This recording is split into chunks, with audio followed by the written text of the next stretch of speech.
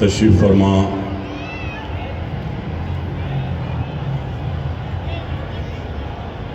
سلطان ہند خواجگان حضرت خواجہ معین الدین چشتی اجمیری غریب نواز رحمۃ اللہ علیہ کے اولاد غریب نواز شہزادے غریب نواز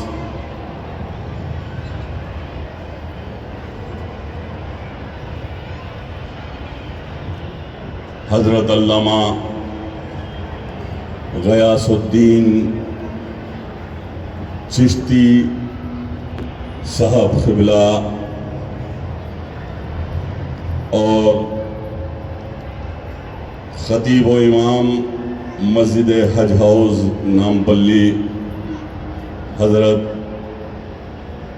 مولانا حافظ و مفتی محمد صابر پاشا قادری صاحب، مولانا عبد الجلیل طارق نقشبندی صاحب، مولانا سید رفعت علی خطیب نقشبندی صاحب، معتمد عمومی کل ہند مجلس فیضان مصطفیٰ صلی اللہ علیہ وسلم، قاری محمد حسین نقشبندی صاحب زبیر، محمد شہباز خان صاحب، سلمان صاحب، مولانا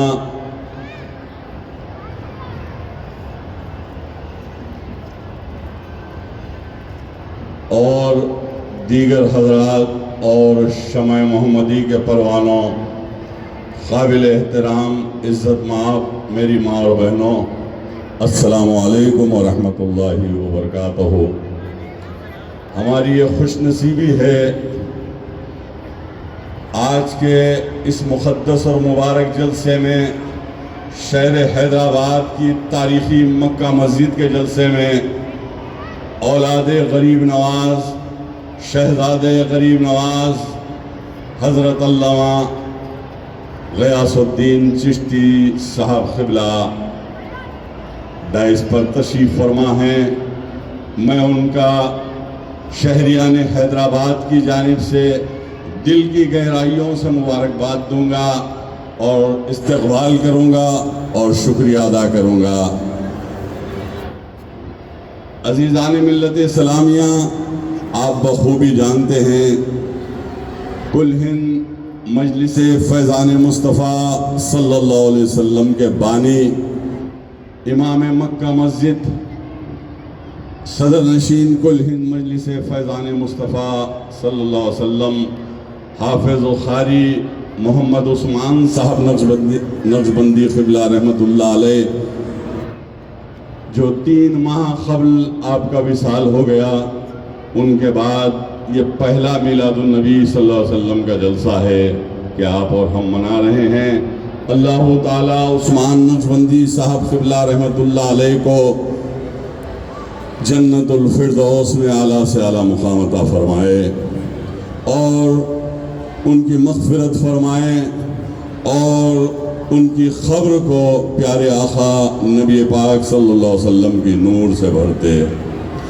آج سے 42 سال قبل حیدرآباد کے جید علماء کرام، مشائخین اعظام اور دانشوران ملت کی موجودگی میں اسی مکہ مسجد میں اس جشن عید میلاد النبی صلی اللہ علیہ وسلم کا جو ہے احیا عمل میں آیا اور پہلا جلسہ منعقد ہوا، اور آج الحمدللہ 42 سال سے جشن عید میلاد النبی صلی اللہ علیہ وسلم کا جلسہ 12 ربیع الاول کو منعقد ہوتا، لیکن حالات شہر کے دیکھتے ہوئے 3 دن کے بعد یہ جلسہ منعقد ہو رہا ہے۔ کی محمد سے وفا تو نے، کی محمد سے وفا تو نے، تو ہم تیرے ہیں، یہ جہاں چیز ہے کیا، لوح و قلم تیرے ہیں۔ عزیزان ملت اسلامیہ، ہم کو غور و فکر کرنے کی ضرورت ہے۔ میں اور ایک شعر کے ساتھ اپنی بات آگے بڑھاؤں گا۔ کہ تیری نسل پاک میں ہے بچہ بچہ نور کا، تیری نسل پاک میں ہے بچہ بچہ نور کا، تو ہے عین نور، تیرا سب گھرانہ نور کا۔ آج ہم جشن میلاد النبی صلی اللہ علیہ وسلم عید منا رہے ہیں، اور میرے آقا نبی پاک صلی اللہ تعالیٰ علیہ وسلم کی 63 سالہ حیات مبارکہ کا ایک ایک لمحہ ہمارے لیے، ایک ایک جو ہے سیرت کا گوشہ ہمارے لیے مشعل راہ ہے۔ میرے عزیزان ملت اسلامیہ، آپ کو غور و فکر کرنے کی ضرورت ہے۔ جشن عید میلاد النبی صلی اللہ علیہ وسلم اور جشن رحمت للعالمین صلی اللہ علیہ وسلم، سیرت النبی صلی اللہ علیہ وسلم کے جلسے منعقد کرنے کا مقصد و منشا یہ ہوتا ہے کہ پیارے آقا نبی پاک صلی اللہ علیہ وسلم کی سیرت کے ایک ایک گوشے کو اجاگر کیا جائے اور نئی نسل تک پہنچایا جائے، تاکہ جو ہے میرے آقا کی جو ہے سیرت کے ایک ایک گوشے سے ہمارے نوجوان واقف ہوں، اور میرے آقا نبی پاک صلی اللہ تعالیٰ علیہ وسلم کی 63 سالہ حیات مبارکہ کا ایک ایک لمحہ جو ہمارے سامنے ہے، میں آپ کو بتاؤں کہ دین اور اسلام ایسے ہی نہیں پھیلا، اور اللہ نے قرآن میں فرمایا وَمَا أَرْسَلْنَاكَ إِلَّا رَحْمَةً لِّلْعَالَمِينَ، اے میرے حبیب تمام عالمین کے لیے آپ کو رحمت بنا کر بھیجا۔ تو معلوم یہ ہوا کہ آپ اور ہم جو دیکھ رہے ہیں وہ ایک عالم ہے، لیکن 18,000 عالمین زمینوں میں ہیں اور آسمانوں میں ہیں، اور اللہ نے اپنے پیارے آقا سرور کونین، تاجدار کائنات، تاجدار مدینہ، سید الانبیاء، خاتم النبیین، رسول الامین محمد رسول اللہ صلی اللہ علیہ وسلم کو رحمت للعالمین بنا کر بھیجا، اور اس کا مقصد یہی تھا 1,24,000 انبیاء میرے آقا سے قبل اس کائنات میں تشریف لائے، اور 1,24,000 انبیاء کے بعد آخری نبی خاتم النبیین رسول الامین رحمت للعالمین بن کر محمد رسول اللہ صلی اللہ علیہ وسلم کو پیدا کیا، اور آخری نبی جب میرے آقا آئے دین مکمل ہو گیا، قرآن آیا اور رمضان آیا، روزے آئے اور حج آیا، عمرہ آیا، یہی میرے آقا کی جو ہے سنت ہے۔ وَمَا أَرْسَلْنَاكَ إِلَّا رَحْمَةً لِّلْعَالَمِينَ۔ عزیزان ملت اسلامیہ، غور و فکر کرنے کی بات ہے۔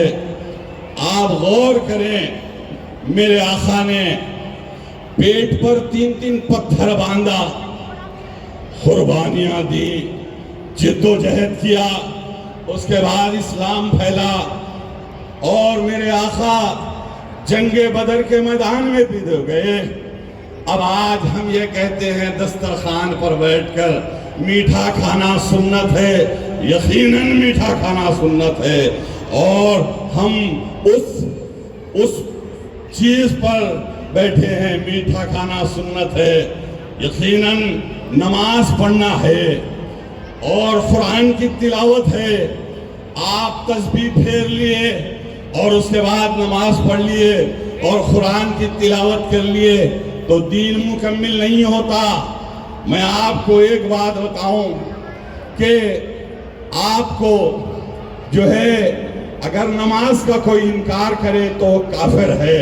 نماز پڑھنا چاہیے، قرآن کی تلاوت بھی کریں اور تسبیح پھیریں، اللہ کا ذکر کرنا سنت رسول بھی ہے، ہمارا فرض اولین بھی ہے۔ لیکن میرے اور آپ کے آقا نبی پاک صلی اللہ تعالیٰ علیہ وسلم نے جنگ میں بھی گئے، جنگ بدر میں بھی گئے، قربانیاں دیں اور دین اور اسلام کو پھیلایا۔ پیٹ پر 3 پتھر باندھنا بھی سنت رسول ہے۔ ارے میرے آقا خود جو ہے میدان بدر میں تھے، جنگ احد کے میدان میں تھے، میرے آقا کے دندان مبارک شہید ہوئے. آپ غور کرنا پڑے گا.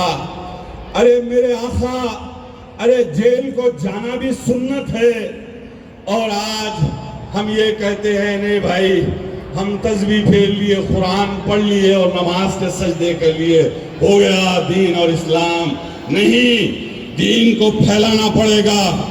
اور دشمنان اسلام یہ سوچتے ہیں ہماری شریعت کو مٹا دیا جائے، ہماری قرآن کو نعوذ باللہ ہٹا دیا جائے، اور ہمارے دین کو نقصان پہنچایا جائے. ارے خدا کی قسم، یہ ہندوستان سے ہمیں اس لیے محبت ہے، اس ہندوستان کی سرزمین میں خواجہ غریب نواز رہتے ہیں، اس لیے ہم کو ہندوستان سے محبت ہے. آپ 99 لاکھ ہندو بھائیوں کو، غیر مسلم بھائیوں کو کلمہ لا الہ الا اللہ محمد رسول اللہ پڑھایا. غریب نواز کا صدقہ ہے ہندوستان میں مسلمان جی رہے ہیں. غریب نواز کا صدقہ ہے آج یہ جو جشن ہے، یہ غریب نواز رحمت اللہ علیہ کی قربانیوں کا نتیجہ ہے. اب آج یہ کہتے ہیں ارے بھائی عید میلاد منانا بدعت ہے، اور فاتحہ دینا بدعت ہے، درگاہوں پر جانا بدعت ہے، اور میرے آقا کی میلاد کا جلوس نکالنا بدعت ہے. تو بدعت بدعت کہنے والوں سن لو، میں آپ کا جواب دینے کھڑا ہوں کہ کیا آپ نے قرآن نہیں پڑھا؟ تو جواب ملے گا ہاں ہم نے قرآن پڑھا ہے. تو کیا قرآن میں تم نے وَمَا أَرْسَلْنَاكَ إِلَّا رَحْمَةً لِلْعَالَمِينَ نہیں پڑھا؟ اگر پڑھا ہے تو تم بدعت کہتے کہتے اس دنیا سے چلے جاؤ گے. ارے مجھے معلوم ہے وجہ تخلیق کائنات میرے آقا نبی پاک صلی اللہ علیہ وسلم ہے. اللہ نے کہا، غور کیجئے، اللہ نے کہا اے میرے پیارے حبیب، اگر آپ کو پیدا نہ کرنا ہوتا تو کائنات نہیں بناتا، نہ یہ زمین ہوتی، نہ وہ آسمان ہوتا، نہ چاند ہوتا، نہ ستارے ہوتے، نہ سورج ہوتا، نہ پہاڑ ہوتا، نہ سمندر ہوتا. ساری کائنات کا ایک ایک ذرہ میرے آقا نبی پاک صلی اللہ علیہ وسلم کے لیے آیا. یہ دنیا جانتی ہے. اب بدعت کہنے والوں سنو، اگر تم بدعت بدعت کہتے ہوئے اس دنیا سے چلے جائیں گے، نہ یہ زمین قبول کرے گی نہ وہ آسمان قبول کرے گا، کیونکہ زمین بھی میرے آقا کی، آسمان بھی میرے آقا کا. اب آپ بدعت بدعت کہتے ہوئے اگر چلے جائیں گے تو آپ کی زندگی قیمتی ہے، تمہاری روحیں معلق لٹکتی رہ جائیں گی اور قیامت تک لٹکتے رہیں گی، کیونکہ زمین کہے گی ارے یہ زمین میں تو میرے آقا کی ثنا کے لیے بنائی گئی ہوں. آسمان کہے گا میرے آقا کے لیے بنایا گیا ہے. جبرائیل علیہ السلام سے ایک مرتبہ نبی پاک صلی اللہ تعالیٰ علیہ وسلم نے کہا اے جبرائیل یہ بتاؤ آپ کی عمر کیا ہے؟ غور کیجئے، آپ کی عمر کیا ہے؟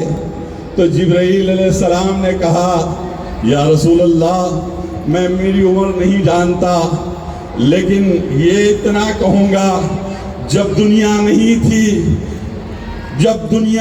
تھی، کائنات نہیں بنی تھی، عرش نہیں بنا تھا اور چاند و ستارے نہیں تھے، کائنات کے زمین و آسمان میں کوئی چیز نہیں تھی، صرف اللہ تھا اور اللہ کے ساتھ ایک نور تھا.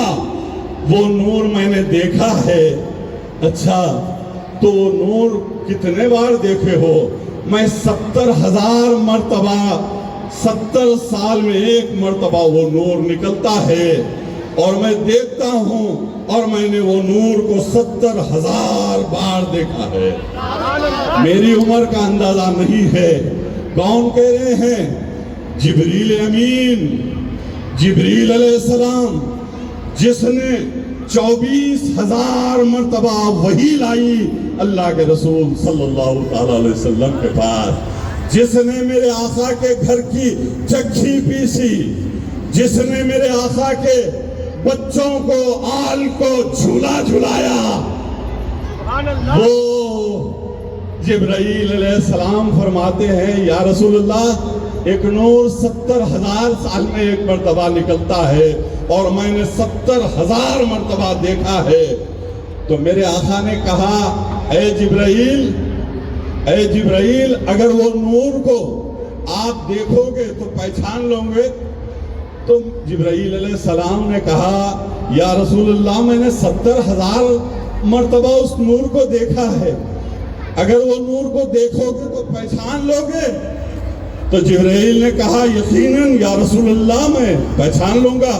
تو میرے اور آپ کے آقا سید الانبیاء، خاتم النبیین، رسول امین، شفیع المذنبین، رحمت للعالمین محمد رسول اللہ صلی اللہ تعالی علیہ وسلم نے اپنے امامہ مبارک کو اس طریقے سے ہٹایا، اس طریقے سے پیچھے کیا اور یہ نور یہاں سے چمکنے لگا اور جبرائیل علیہ السلام نے چلا کر کہا یا رسول اللہ میں نے اسی نور کو دیکھا ہے، میں نے اسی نور کو دیکھا ہے. نعرہ تکبیر، نعرہ تکبیر، نعرہ رسالت، نعرہ رسالت.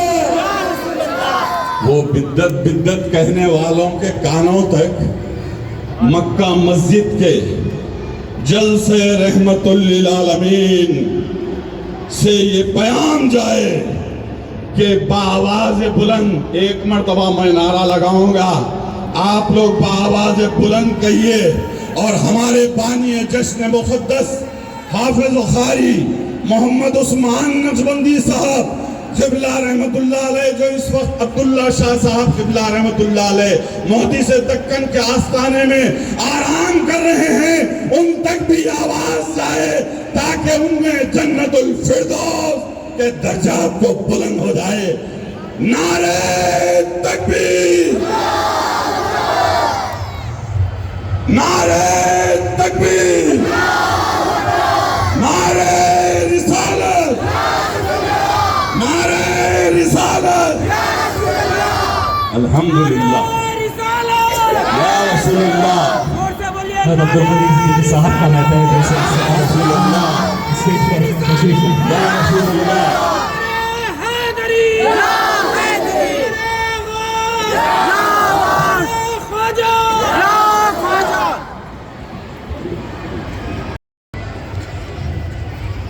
عرب شہر کا ایک قانون تھا اور دیہات سے لوگ قافلوں کی شکل میں آتے اور دولت مندوں کے بچوں کو لے جاتے اور پرورش کرتے اور پرورش کر کے پھر لا کر واپس دے دیتے اور انہیں کچھ معاوضہ مل جاتا. اسی طریقے سے شہر مکہ میں ایک مرتبہ 50 اونٹوں کا قافلہ داخل ہوا. اولاد غریب نواز، شہزادے غریب نواز کی بصیرت افروز خطابت کو سننا ہے. میں صرف 10 منٹ میں اپنی گفتگو ختم کروں گا.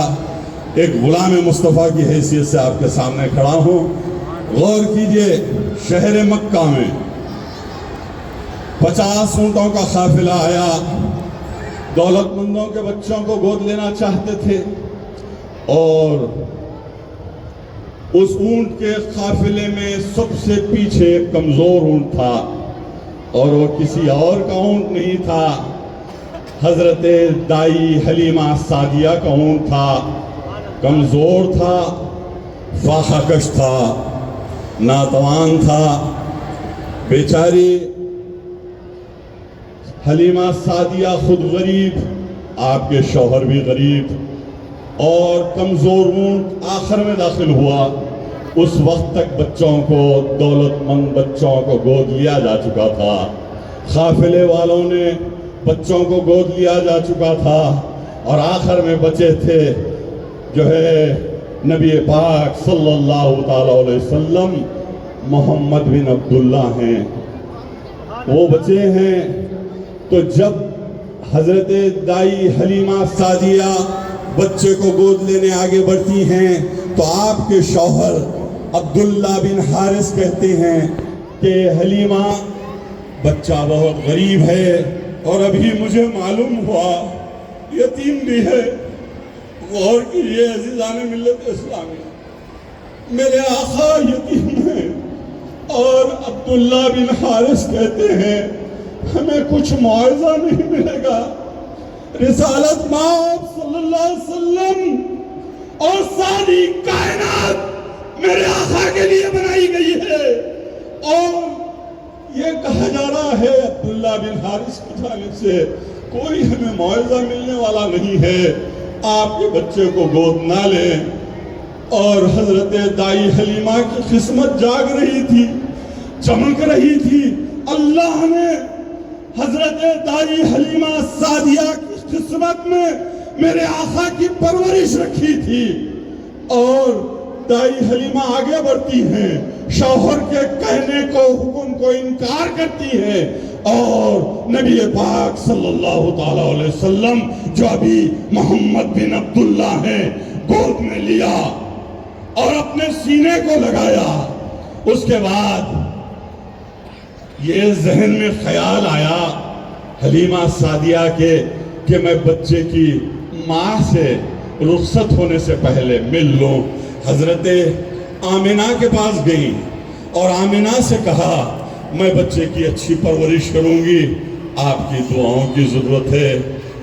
حضرت آمنہ نے بہت دعائیں دی، میرے آقا کی جو ہے والدہ ہیں، دعائیں دی، آنکھ اشک بار ہوئے، بچے کو دے رہی ہیں، اور حضرت دائی حلیمہ نے اپنی محبت اور شفقت سے جو ہے نبی پاک صلی اللہ تعالیٰ علیہ وسلم جو محو خواب تھے، نیند میں تھے، ہاتھ پھیرا، میرے آقا بیدار ہو گئے، اور بیدار ہونے کے ساتھ ہی مسکرائے، اور مسکرانے کے بعد جو ہے دیکھا کہ آنکھ کھلے تو ایسی روشنی آسمان سے اتر رہی ہے، اور دائی حلیمہ دیکھتے دیکھتے پریشان ہو گئیں، اور ایسی مشک اور عنبر کی خوشبو آ رہی ہے، دائی حلیمہ نے حیرت زدہ ہو گئی اور اپنے بچے کو گلے لگایا اور وہاں سے رخصت ہوئی، اور آگے آگے چلتے ہوئے دیکھتی ہیں ادھر بھی کچھ باڈی گارڈ دکھ رہے ہیں،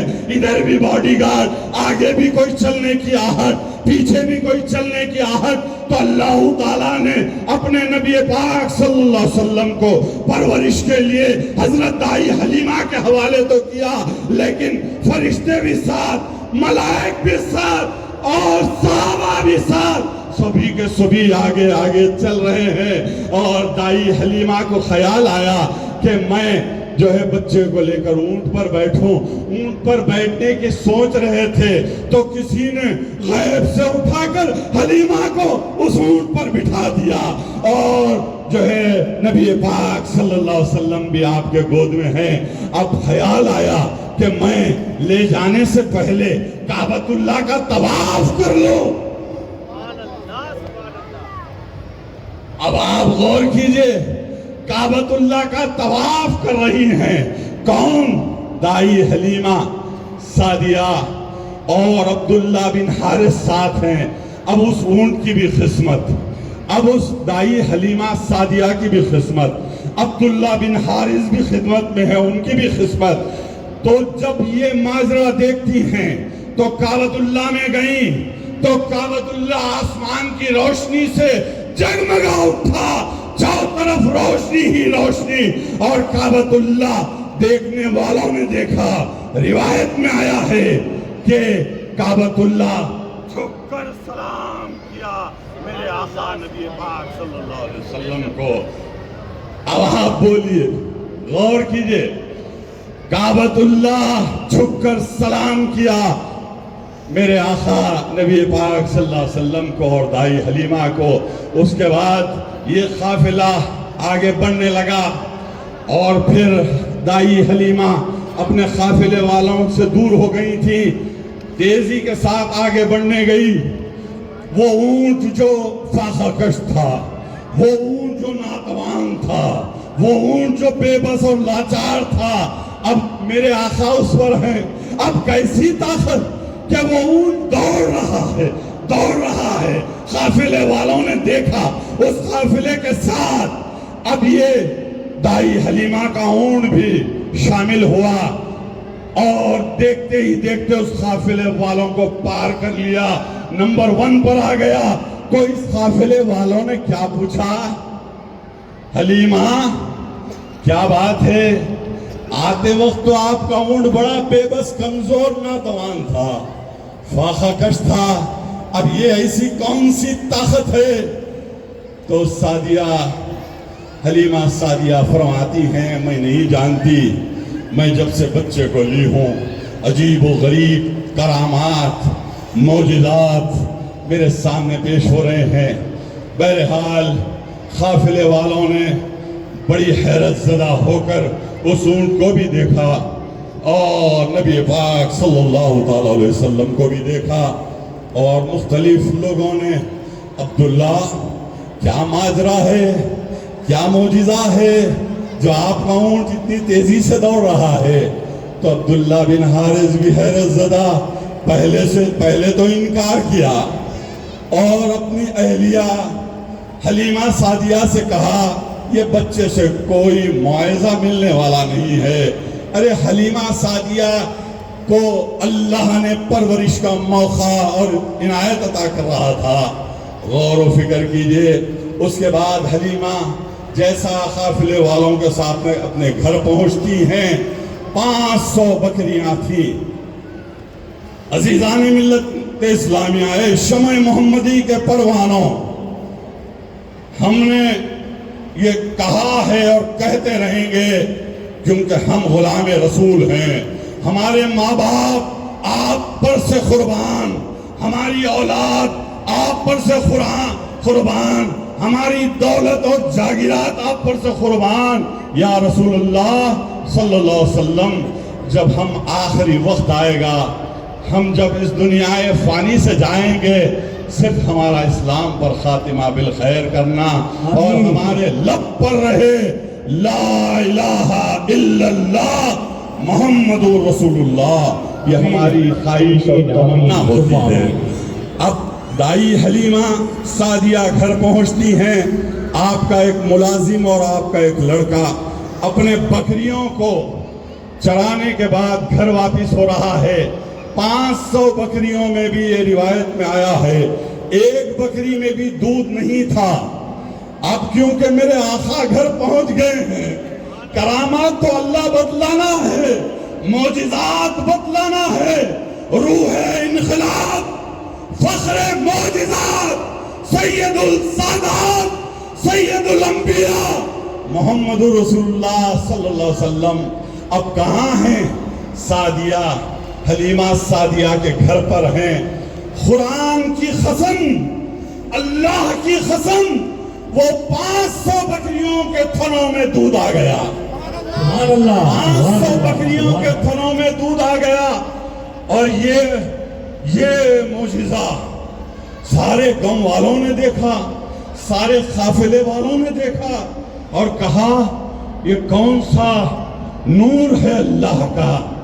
اس میں ایک یہودی آیا اور آ کر کہا مجھے معلوم ہوتا ہے یہ آخری نبی پیغمبر ہوں گے، اور میرے آقا کے جو محمد بن عبداللہ ہیں پیٹھ پر سے کرتا اٹھا کر اس یہودی دیکھنے کی کوشش کیا، لیکن مہر نبوت تھا میرے آقا کی پیٹھ پر، اور حلیمہ سعدیہ نے روک دیا اور اس یہودی کو گاؤں والوں نے بڑھا دیا.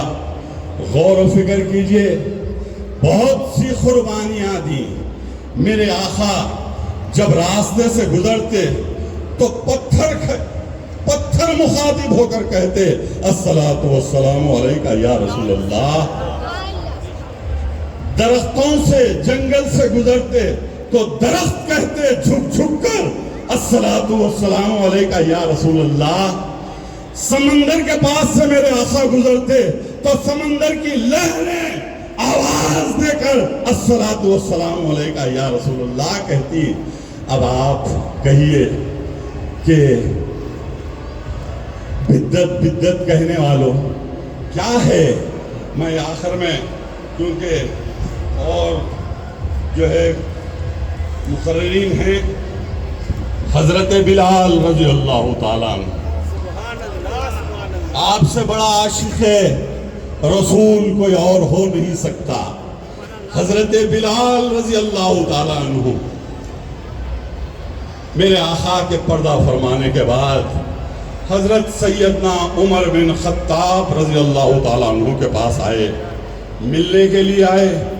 امیر المومنین خلیفت دوم حضرت عمر بن خطاب رضی اللہ تعالیٰ عنہ کے پاس کون آئے؟ حضرت بلال آئے. اور حضرت بلال ملنے آئے. قیصر و کسرا بھی آئیں, قیصر و کسرا بھی آئیں تو عمر خاطر میں نہ لائیں. غور کیجئے, عمر بن خطاب 22 سال 6 مہینے آپ کی خلافت کا دور رہا. آج جو بھی قانون ہے وہ عمر بن خطاب کا ہے, اور جو آج جو اسلامی قانون چل رہا ہے ساری کائنات میں وہ عمر بن خطاب کی ہی دور خلافت کی نشانیاں ہیں. اور ہندوستان میں ہندوستان کا فادر آف دی نیشن نے کہا تھا کہ میں سلیوٹ کرتا ہوں حضرت عمر کی حکمرانی کو. غور کیجئے, آپ قیصر و کسرا بھی آئیں تو عمر خاطر میں نہ لائیں, اور بلال حبشی دروازے پر داخل ہوئے. غور کیجئے, عمر بن خطاب خلیفت دوم ہیں, عمر بن خطاب امیر المومنین ہے. عمر بن خطاب میرے آقا نے فرمایا جہاں سے میرے عمر گزرتے ہیں وہاں سے شیطان بھاگ جاتا ہے, شیطان بھاگ جاتا ہے. یہ حدیث شریف ہے.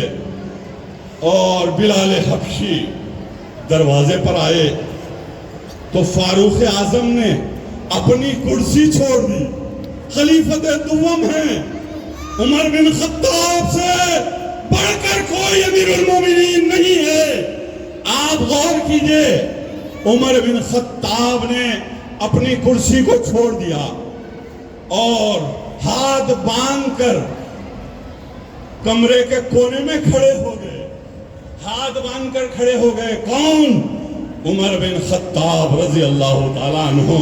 لوگ کہنے لگے عمر آخر کون آ رہے ہیں, عمر آخر کون آ رہے ہیں. تو ارے جس کے لیے اتنا استقبال ہو رہا ہے, تو عمر بن خطاب رضی اللہ تعالیٰ عنہ کہنے لگے ارے چپ ہو جاؤ, ارے چپ ہو جاؤ, اس کی بات نہ کرنا, جو آ رہے ہیں ان کی بات نہ کرنا.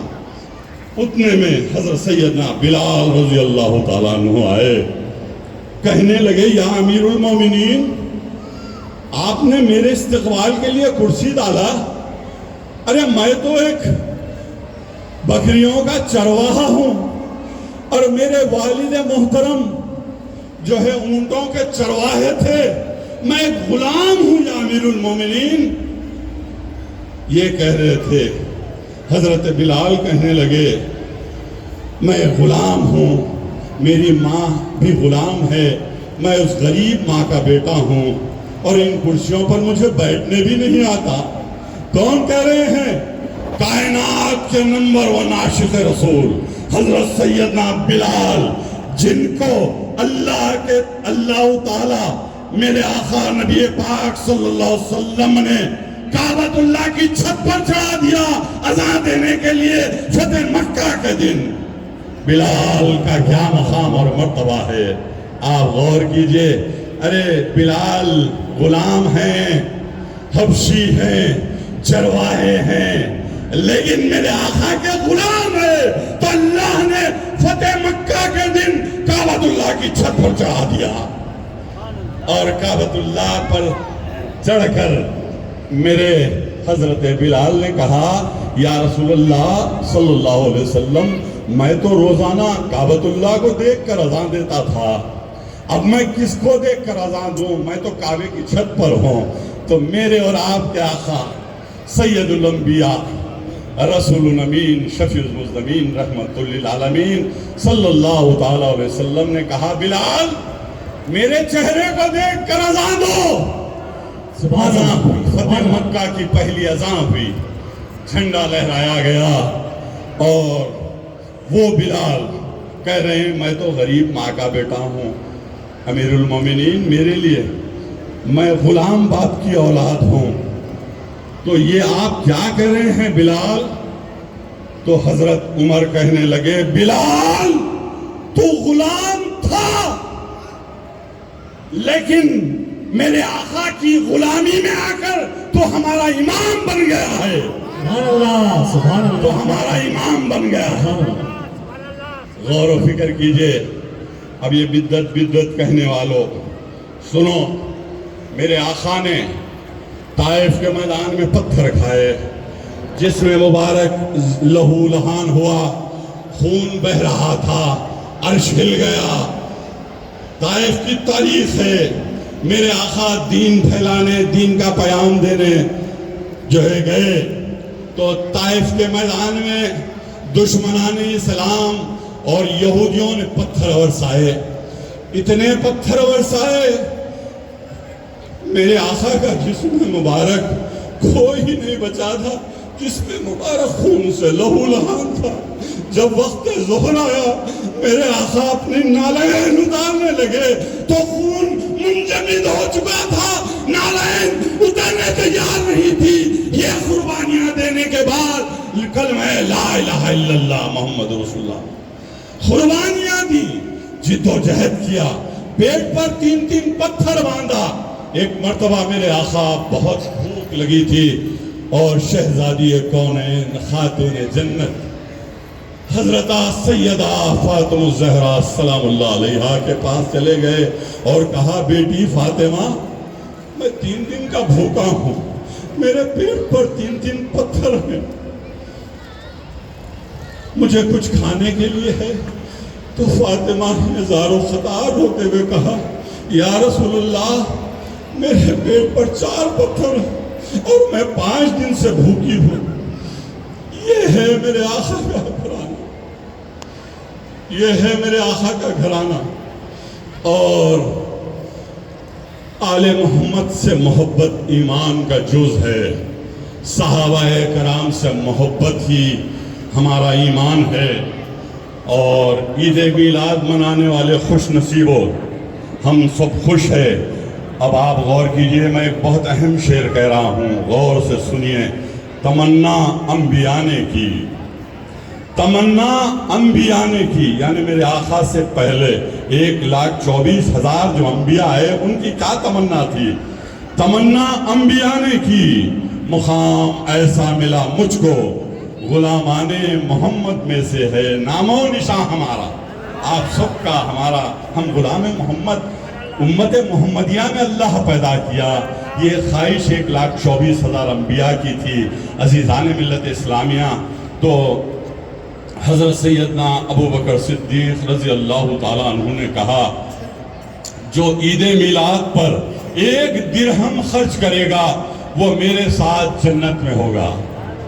پھر عمر بن خطاب فرماتے ہیں جو میلاد پر کھانا کھلائے گا اور میلاد کی خوشیاں منائے گا اسے دنیا بھی ملے گی اور آخرت بھی ملے گی۔ اور جامع القرآن، کامع الایمان، شرم و حیا کے پیکر ذوالنورین عثمان بن عف رضی اللہ تعالی عنہ، جن کے نکاح میں میرے آقا کے 2 بیٹیاں نکاح میں آئیں، ذوالنورین ہے، جامع القرآن ہے، کامع الایمان ہیں، شرم و حیا کے پیکر ہیں، اور عثمان غنی رضی اللہ تعالیٰ عنہ نے فرمایا جو میلاد دل و جان سے منائے گا اور کھانا کھلائے گا اسے جنگ بدر اور جنگ احد کے شہیدوں کا مرتبہ ملے گا۔ اور مولائے کائنات حضرت علی مرتضیٰ کہتے ہیں کہ جو میلاد منائے گا وہ بغیر حساب کتاب کے جنت میں داخل ہوگا۔ یہ صحابہ کرام کی سنت ہے، میلاد منانا صحابہ کرام کی سنت ہے۔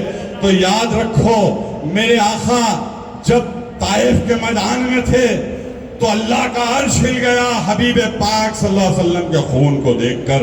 تو اللہ نے کہا اے جبرائیل تم زمین پر جاؤ، اے میکائیل تم زمین پر جاؤ، اے اسرافیل تم زمین پر جاؤ، اے اسرائیل تم زمین پر جاؤ، اور میرے حبیب صلی اللہ علیہ وسلم سے تم اجازت طلب کرنا، اور وہ اگر اجازت دے دے تو طائف کے دونوں شہروں کو ملا دینا اور دونوں پہاڑوں کو ملا کر وہاں کی آبادی کو نیست و نابود کر دینا۔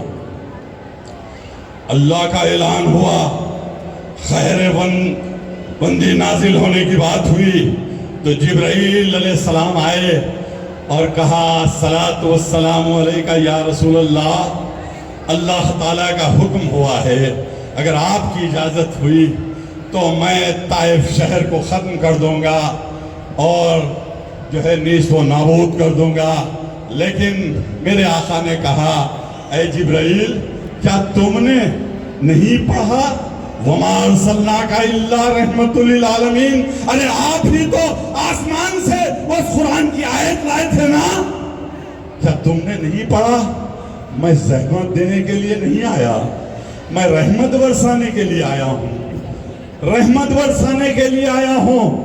اور یہ اگر اسلام قبول نہیں کریں گے طائف کے لوگ تو ان کی آنے والی نسلیں اسلام قبول کرے گی، اگر وہ نہیں کریں گے تو ان کی آنے والی نسلیں جو ہے اسلام قبول کرے گی، اور ایک وقت آئے گا طائف دین کا اسلام کا مرکزی شہر ہوگا۔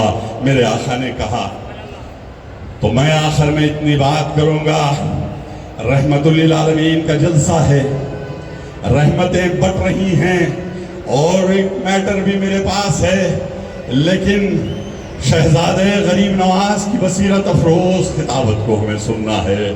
میں تفصیلات میں نہیں جاؤں گا، یہ بدت بدت بدت کہنے والوں کو کہوں گا کہ تمہارا شیطان، تمہارا ابلیس گھٹنوں پر آیا اور میرے رسالت مآب صلی اللہ علیہ وسلم میں آیا اور میرے آقا سے کہا یا رسول اللہ آپ تو واقف ہیں 6000 سال تک میں نے اللہ کی خدمت کی، 3000 سال تک میں نے جنت کے جھولوں میں جھولا، میں نے خدمت کی، ایک ہی غلطی تھی میں نے سجدہ نہیں کیا تو اللہ نے اتنی بڑی سزا دے کر مجھے نکال کر پھینک دیا۔ اب آپ تو رحمت للعالمین بن کر آئے ہیں نا، آپ نے آخری نبی بن کر آئے ہیں نا، وَمَا أَرْسَلْنَاكَ إِلَّا رَحْمَةً لِلْعَالَمِينَ بن کر آئے ہیں نا، تو اس عالم میں بھی ایک ہوں نا، مجھے بھی کچھ رحمت، آپ کے دست مبارک سے مجھے بھی رحمت۔ شیطان ہو کے، اللہ کا دشمن ہو کر، اللہ جسے نکال کر عرش مولا سے پھینک دیا، انہیں بھی گھٹنوں پر آ کر رحمت للعالمین سے اپنا دامن پھیلا کر بھیک مانگا، تو اللہ نے، میرے آقا نے جبرائیل علیہ السلام کی طرف یوں دیکھا، جبرائیل علیہ السلام نے کہا یا رسول اللہ صلی اللہ علیہ وسلم شیطان ہو کر گھٹنوں پر آ کر آپ کی رحمت کا طلبگار ہے، اے جبرائیل میں اس کو کیا جواب دوں؟ تو اللہ کا حکم ہوا ہے کہ جب سے اس کو عرش سے نکالا گیا ہے، جب سے آج تک اس کو ایک سزا ہے، تو پولیس اسٹیشن کو کسی مجرم کو لے جاتے نا تو پولیس اسٹیشن کی سیڑھی پر سلامی ہوتی، ادھر سے ایک توڑ بول کے مارتا، پھر ادھر سے ایک توڑ بول کے مارتا، تو اللہ نے بھی فرشتوں کو، 2 فرشتوں کو مامور کیا تھا، روزانہ وہ زمین پر آتے اور اس ابلیس شیطان مردود کو جو ہے سزا ملتی، ادھر سے ایک تھپڑ اور ادھر سے ایک تھپڑ، یہ ہزاروں سال سے چل رہا تھا، لیکن رحمت للعالمین کا در پکڑ لیا اور کہا یا رسول اللہ مجھے آپ کا کچھ رحمت چاہیے۔ مکہ مسجد میں بیٹھ کر ہزاروں لوگ آپ کا جو رحمت للعالمین میں بیٹھ کر رحمتیں حاصل کر رہے ہیں، اور یہ ہماری خواتین جو رحمتیں حاصل کر رہے ہیں، ایسے ہی مجھے بھی کچھ عطا کر دو یا رسول اللہ۔ تو جبرائیل علیہ السلام نے کہا یا رسول اللہ یہ بھی آپ کے عالم میں ہے نا، اس کو بھی کچھ دینا پڑے گا۔ آپ رحمت للعالمین کے در سے مانگ رہا ہے، گھٹنوں پر آ کر مانگ رہا ہے۔ تو اس کے بعد میرے آقا نے کہا جا، آج سے وہ سزا بند، آج سے کوئی فرشتے تجھے تھپڑ نہیں ماریں گے۔ شیطان ہو کر، اللہ کا دشمن ہو کر، ابلیس ہو کر عرش مولا سے دھتکارے جانے کے بعد رحمت کا در پکڑ لیا اور کچھ حاصل کر لیا۔ ارے آپ اور ہم تو غلام رسول ہیں، آپ اور ہم کو یہ اعزاز ہے کہ ہم جو ہے محمدی صلی اللہ علیہ وسلم بن کر پیدا ہوئے۔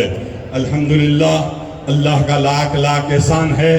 لیکن آخر میں ایک پیام دینا چاہتا ہوں شہزادے غریب نواز کی موجودگی میں رحمت للعالمین صلی اللہ علیہ وسلم کے جلسے میں، کہ ہم کو متحد اور منظم ہونے کی ضرورت ہے۔ یاد رکھو ایک شعر، ہمارے سروں کی پھٹی ٹوپیوں پر طنز نہ کر، ہمارے سروں کی پھٹی ٹوپیوں پر طنز نہ کر، اس ملک کے عجائب خانوں میں ہمارے تاج رکھے ہوئے ہیں۔ اس ملک پر ہم نے 1000 سال تک حکمرانی اور جہاں کی ہے، اور اس ملک سے ہمیں بے دخل کرنے کی بات ہوئی تھی گزشتہ 2 سال قبل۔ اور ایک بات کہوں گا، ہم نے یزیدوں کے دور کو دیکھا ہے، ہم نہیں، ہمارے آبا و اجداد، ہم نے یزیدوں کے دور کو بھی دیکھا ہے، ہم نے فرعون کے دور کو بھی پڑھا ہے، ہم نے شداد کے دور کو دیکھا ہے، ہم نے نمرود کے دور کو دیکھا ہے، لیکن ہم اس زمانے میں پیدا ہوئے ہیں، ہم اس زمانے میں پیدا ہوئے ہیں، یہ سب دلی میں موجود ہیں، یہ سب دلی میں موجود ہیں۔ آج مسلمانوں، ہم 30 کروڑ کی تعداد میں ہندوستان میں، اور ہم جسے چاہتے ہیں تخت پر بٹھا سکتے ہیں، اور ہم جسے چاہتے ہیں تخت سے نکال کر تخت پر لٹا سکتے ہیں۔ یہ ہندوستان کے مسلمانوں کی سیاسی طاقت ہے۔ یہ شہر محمد قلی قطب شاہ کا شہر، یہ شہر نظام دکن عثمان علی خان کا شہر، یہ شہر سالار ملت الحاج سلطان صلاح الدین اویسی علیہ رحمہ کا شہر، یہ شہر نقیب ملت بیرسٹر اسد الدین اویسی کا شہر، یہ شہر حبیب ملت اکبر الدین اویسی صاحب کا شہر، یہ شہر آپ کا شہر ہے۔ یہاں کی عزت رکھنا آپ کی ذمہ داری ہے۔ میں یہ کہوں گا کہ ہندوستان میں مولانا ابوالکلام آزاد کے بعد ہم جو ہے یتیم و یسیر ہو چکے تھے، ہماری کوئی قیادت نہیں تھی۔ الحمدللہ آج نقیب ملت بیرسٹر اسد الدین اویسی رکن پارلیمنٹ حیدرآباد کو جب پارلیمنٹ میں گرجتے ہوئے دیکھتا ہوں تو یہ دعا نکلتی ہے کہ حیدرآباد کے لوگوں نے اپنے اتحاد کا ثبوت دے کر اویسی صاحب کو پارلیمنٹ بھیجا۔ آپ غور کیجئے، CAA، NRC، NPR کے موقع پر ہمارے آبا و اجداد کے سرٹیفکیٹس ہم ڈھونڈ رہے تھے۔ ارے ہم کو یہ کہا جا رہا تھا کہ تمہاری آبا و اجداد، تمہارے باپ اور دادا کی یہاں کی جو ہے رہائشی کے سرٹیفکیٹ لائے۔ ارے امت شاہ، اے ہندوستان کے وزیر اعظم سن لو، اس ملک میں ہم نے 1000 سال تک حکمرانی اور جہاں کی ہے. اس ملک کے چپے چپے پر ہمارے حکمرانوں کی عظمتوں کے نشان ہیں. ارے یہ مکہ مسجد جہاں پر آپ اور ہم بیٹھے ہیں یہ ہمارے بادشاہ کی دین ہے. یہ جو آپ کے سامنے ہاسپٹل دکھ رہا ہے یہ ہمارے بادشاہ کی دین ہے. اور جب CAA اور NPR اور NRC کی بات ہو رہی تھی تو مسلمان تذبذب کا شکار تھے.